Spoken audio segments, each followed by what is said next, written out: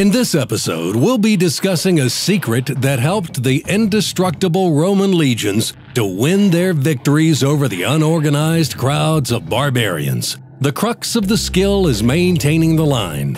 If your squadron masters this skill, it'll be an easy task to destroy the battle formation or random mobs of your enemies. You'll have a firm stance to fight from when facing even the most skilled enemy. Don't be fooled, it isn't as easy as keeping a simple straight line facing the enemy. Keeping the line also involves being prepared to switch formations, maintain firing lines, moving to cover injured allies, and isolating enemy tanks, even while on the move. At the pinnacle of this skill, you'll be able to arrive at the designated point as a group despite different speed values. It requires supreme teamwork when attacking your enemy from behind cover or from the corner of a city street, and it means maintaining your attack even in the face of the enemy focusing down one of your troops. Let's begin with some simple recommendations that will help you even when fighting alone. We'll then move on to group movements and battle formations. Recommendation number 1. Take a look at the positions of your teammates at the beginning of the battle. Scroll the camera out and try to think about which tanks will be going where and how quickly, and what your own destination is. Try to anticipate the ways you'll have to move, where you may have to slow down or stop. Be sure to be courteous and call out your direction in-game by text or voice chat. Recommendation number 2. Try to make a mental priority list of who should be given the right-of-way. If you're in a heavy tank, try to make way for the speedier light tanks and artillery, or any group that needs to set out very quickly. If they can get there first, they'll soften up the enemies for you, or gather valuable information about enemy movement.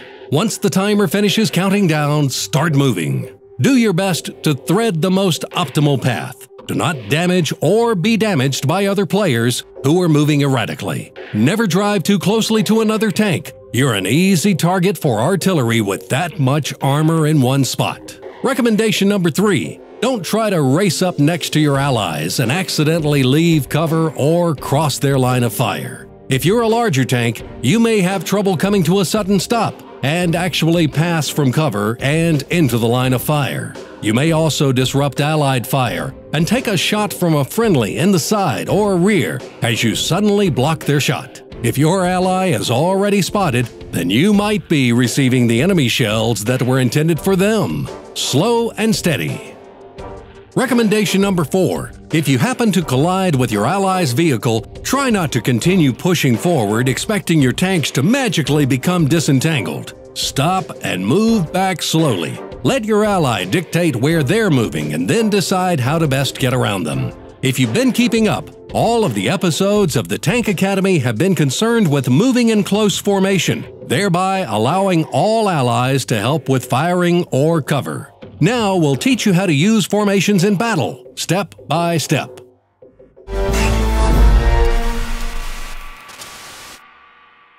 Step 1. The first thing to cover is how to advance from your initial position into the proper battle formation. Keep some simple principles in mind. Stay in groups, and don't let your allies trail behind, veer off, or get too far ahead of the group. Vehicles by themselves are easy kills. They just don't have enough protection or enough firepower to face the enemy team's formations. Losing even one tank can be devastating against a coordinated enemy. The weakest formation is a single column, also called the loser's column. The loser's column is where one vehicle after another keeps trailing out in a long line. The result is facing the enemy one at a time and letting them destroy your whole team without breaking a sweat. To avoid stringing out, you need to time your exit from a stopped position. Tanks from the back leave first as soon as they overtake the next vehicle. Then that vehicle leaves, and so on.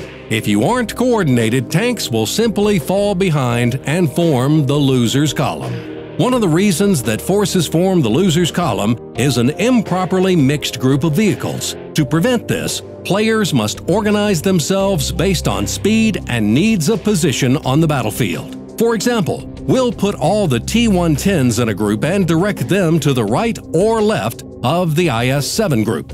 Next, we'll order the IS-4 squad to follow the IS-7 because they will be the last to reach their destination due to their comparatively low speed.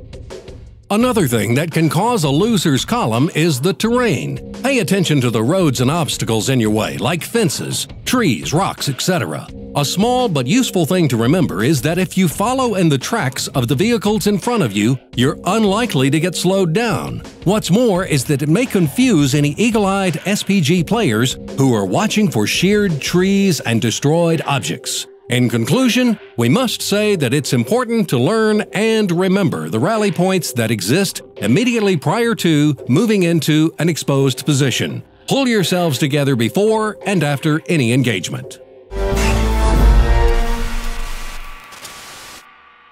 Step 2. Maneuvering, turning, and regrouping. You must always be ready to focus fire any targets that may appear, and be ready to cover your allies with the lowest amount of HP. General rules to keep in mind: the first tank should drive at the outer arc of the turn. In other words, this tank will be traveling the most distance in the line of fire. So why such a formation? Take a closer look at the battle scene where the team tries to leave cover.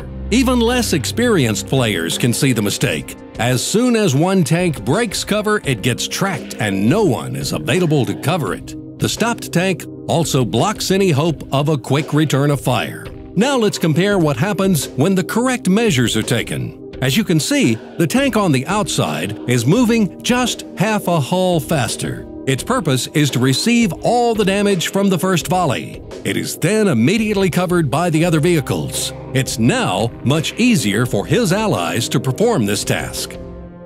They continue their movement and get around the corner. Their movement naturally covers the wounded tank and shares the damage among the group.